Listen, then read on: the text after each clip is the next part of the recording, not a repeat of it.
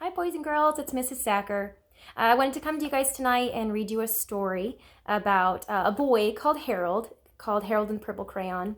And it's all about a boy who is very creative with the way that he's learning and what he's doing, and I'm hoping it's going to inspire you guys to be creative as well. This story is by Crockett Johnson. One evening, after thinking it over for some time, Harold decided to go for a walk in the moonlight. There wasn't any moon, and Harold needed a moon for a walk in the moonlight. And he needed something to walk on.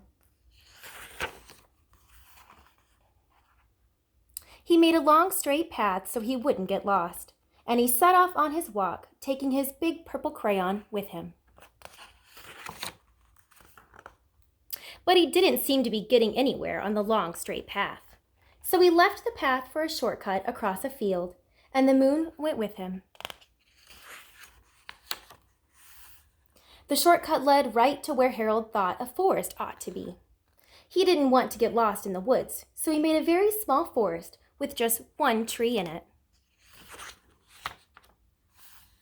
It turned out to be an apple tree. The apples would be very tasty, Harold thought, when they got red. So he put a frightening dragon under the tree to guard the apples. It was a terribly frightening dragon. It even frightened Harold. He backed away. His hand, holding the purple crayon, shook.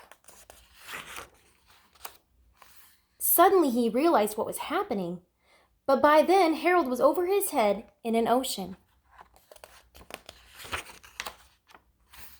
He came up, thinking fast, and in no time he was climbing aboard a trim little boat.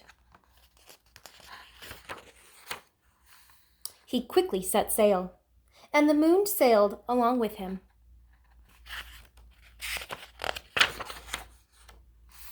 After he had sailed long enough, Harold made land without much trouble. He stepped ashore on the beach, wondering where he was. The sandy beach reminded Harold of picnics, and the thought of picnics made him hungry. So he laid out a nice, simple picnic lunch. There was nothing but pie. But there were all 9 kinds of pie that Harold liked best. When Harold finished his picnic, there was quite a lot left.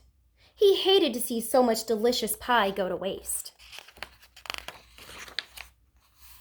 So Harold left a very hungry moose and a deserving porcupine to finish it up. And off he went, looking for a hill to climb to see where he was.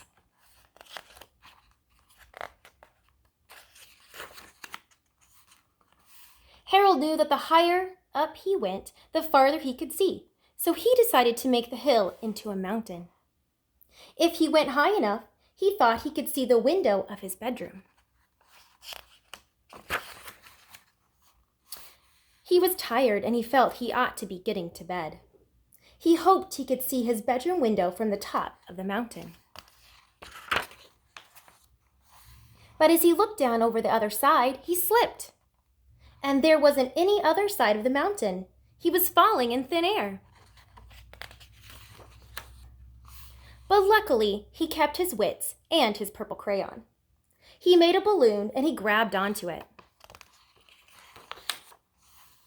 And he made a basket under the balloon big enough to stand in. He had a fine view from the balloon, but he couldn't see his window. He couldn't even see a house. So he made a house with windows. And he landed the balloon on the grass in the front yard. None of the windows was his window. He tried to think where his window ought to be. He made some more windows. He made a big building full of windows. He made lots of buildings full of windows.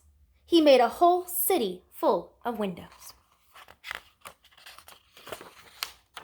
But none of the windows was his window. He couldn't think where it might be.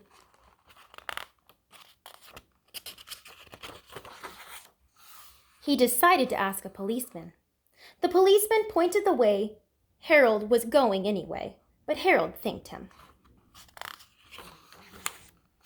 And he walked along with the moon, wishing he was in his room and in bed. Then suddenly, Harold remembered.